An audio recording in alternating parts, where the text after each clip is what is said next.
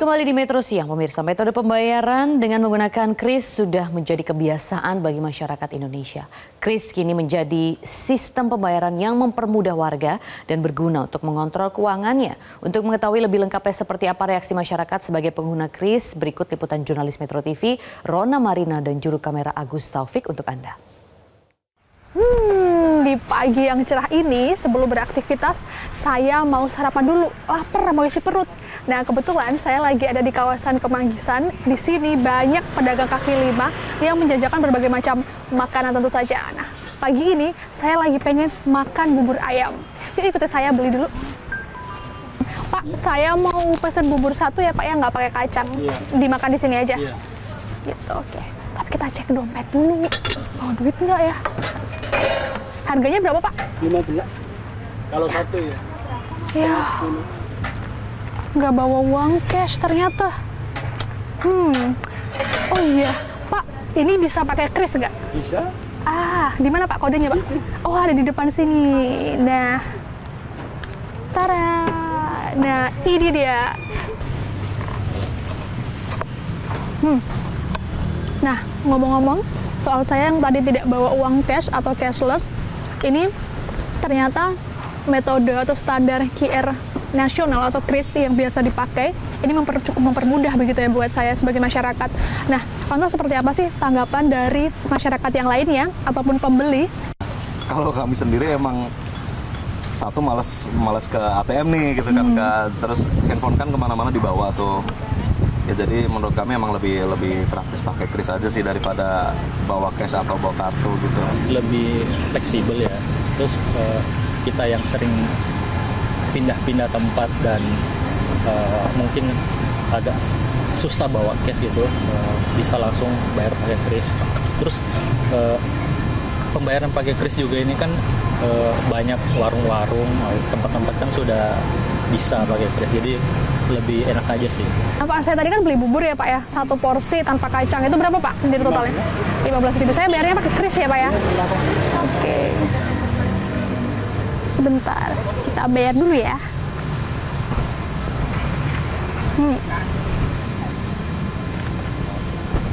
15.000.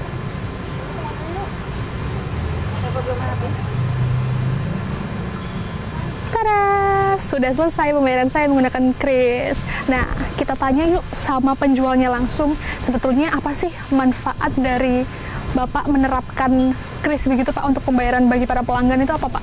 Ya, sebenarnya sih untuk mempermudah aja.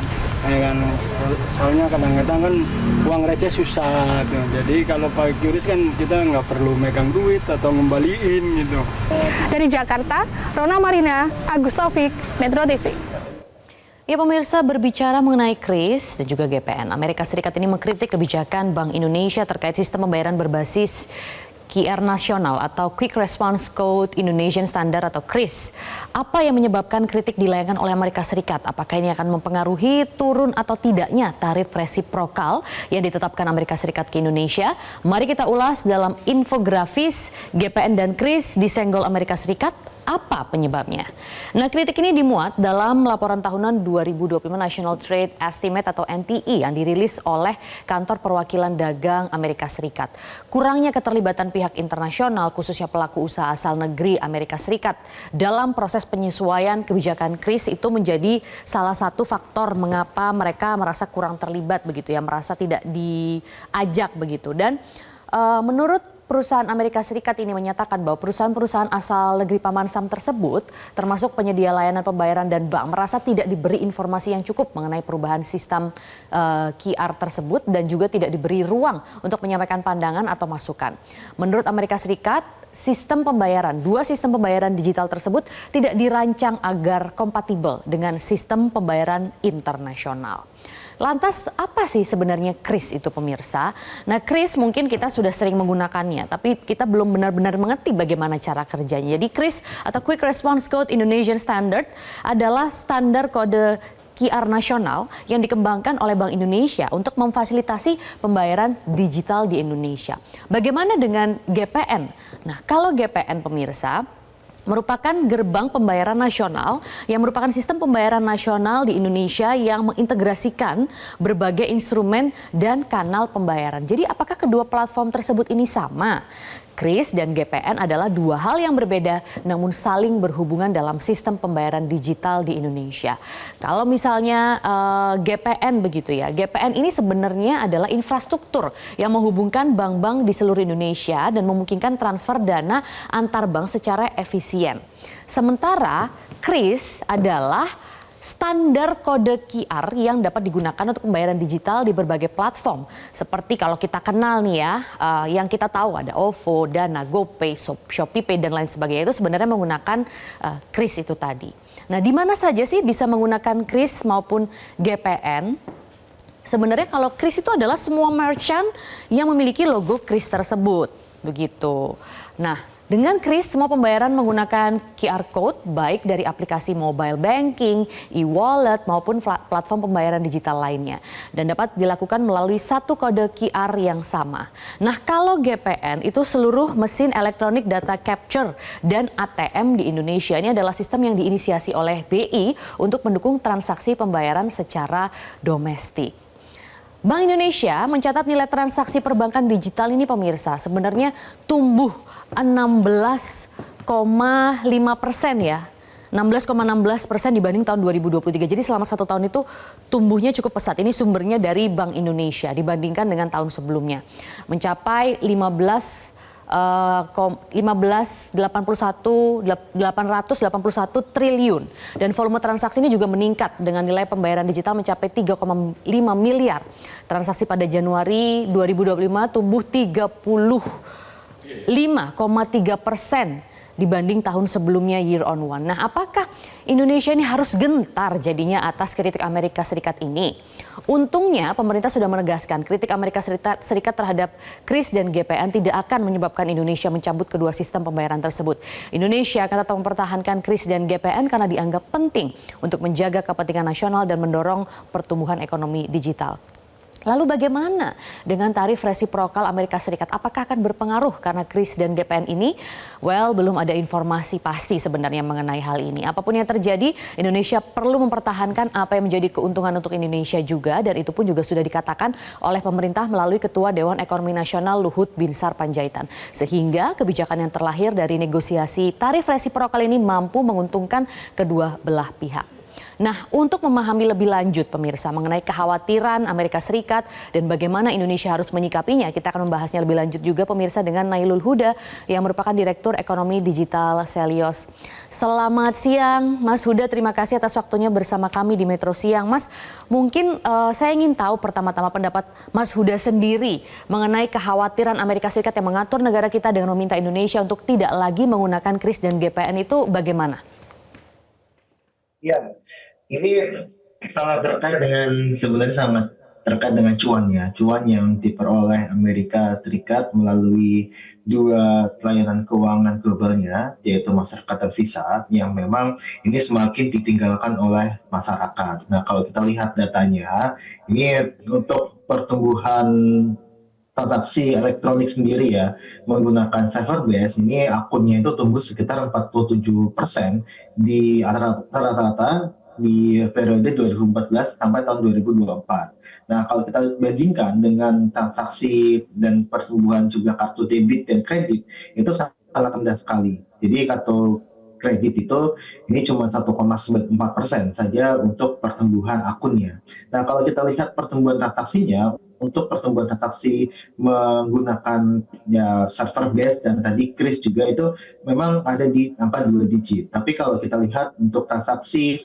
via kartu kredit misalkan ini hanya 7,47%, kartu debit cuma 6,31%. Artinya ini masyarakat sudah mulai mengubah habitnya dengan dia tidak melakukan transaksi via kartu tapi via mobile phone. Nah, ini yang kita lihat akhirnya membuat Amerika yang memang mempunyai dua perusahaan multinasional dalam bidang keuangan, Visa dan Mastercard, ini tidak mempunyai ya layanan untuk KRIS gitu kan. Mereka masih mengadakan debit dan kartu debit dan kartu kredit yang di mana ini ternyata untuk penggunaan di Indonesia ini kurang gitu, pertumbuhannya kurang dan kalah dibandingkan dengan penggunaan pembayaran melalui kris dan juga melalui uang elektronik server based seperti dompet digital dan sebagainya.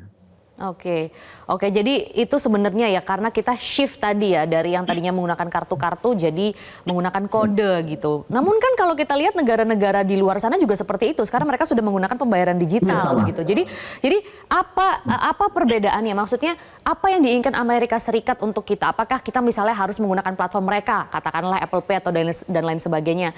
Nah sebenarnya apa yang menjadi kekhawatiran dan keinginan mereka begitu kalau Mas Huda menerjemahkan?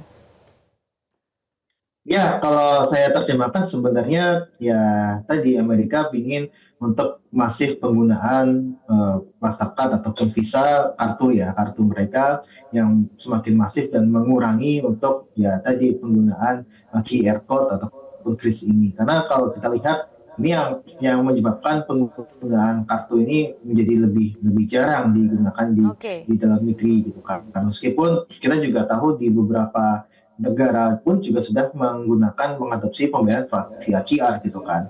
Kita tahu di Cina sendiri itu masif sekali penggunaan untuk QR melalui WeChat Pay ataupun Alipay gitu kan. Terus kemudian ada beberapa di negara ASEAN juga melalui QR yang sudah terhubung bahkan dengan Indonesia gitu. Nah, ini kan yang saya lihat kekhawatiran Amerika untuk dia mulai kehilangan untuk pengaruhnya dalam hal sistem pembayaran secara global melalui Mastercard ataupun Visa yang memang penggunanya sudah sangat kurang sekali. Dan saya rasa sebenarnya kalau kita mengacu kepada ekonomi, saya sendiri sebenarnya tidak mendukung ketika kris, kemudian BI Fast, GPN dan sebagainya menjadi alat tukar kepentingan untuk tarif dagang. Karena kalau kita lihat ini masyarakat sangat dibantu sekali dengan adanya kris, BI Fast, GPN gitu kan. Ya, ini tidak boleh mengganggu dari sisi masyarakat yang sudah banyak terbantu via karena kalau kita kembali lagi menggunakan kartu-kartu itu kan artinya bukan jadi solusi pembayaran digital yang modern begitu. Masa kita mau kembali lagi ke belakang gitu ya Mas Huda. Tapi mungkin bagaimana seharusnya kita nih merespon, menyikapi kritik dari Amerika Serikat ini dan apakah menurut Mas Huda ini akan berpengaruh terhadap negosiasi tarif resiprokal Amerika Serikat? Ya, tentu kita harus mendesak ya. Ketika pihak Amerika ingin masuk ke dalam sistem pembayaran nasional kita, ya mereka juga harus mengikuti apa yang kita sudah atur gitu kan.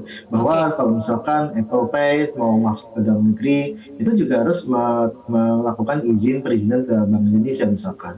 Kalau mereka tidak melakukan perizinan ya jangan sampai mereka bisa bebas bertransaksi di Indonesia gitu kan. Ini kan sama saja seperti dulu masalah untuk penggunaan WeChat Pay maupun Alipay di dalam negeri yang memang masih belum bisa dijalankan meskipun tahun 2001-2022 itu ya sudah dipisahkan dan memang harus ada dari sisi peraturan yang memang harus ada mereka menggunakan dari switcher dalam negeri gitu kan ataupun bekerjasama dengan lembaga keuangan dalam negeri. Nah ini juga ada sama nih.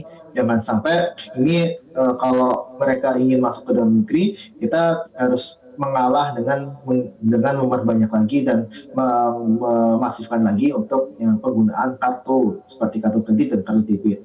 Nah, ini kan masalahnya adalah pasarnya sudah tidak mendukung untuk penggunaan kartu gitu kan, bahwa penggunaan kartu Visa maupun kartu Mastercard itu sudah jarang gitu kan, dan ini bukan ditimbulkan dari kebijakan, tapi juga dari masyarakatnya yang memang sudah shifting dari penggunaan kartu ke penggunaan sistem yang dia berbasis elektronik. Nah inilah yang saya lihat harusnya pemerintah mempunyai satu stand yang khusus untuk kris GPN dan BI Fast ini sehingga tidak diganggu gugat oleh pihak Amerika. Baik, Direktur Ekonomi Digital Selyos Nailul Huda, terima kasih atas keterangan dan analisisnya bersama kami di Metro Siang. Jelajahi cara baru mendapatkan informasi. Download Metro TV Extend sekarang.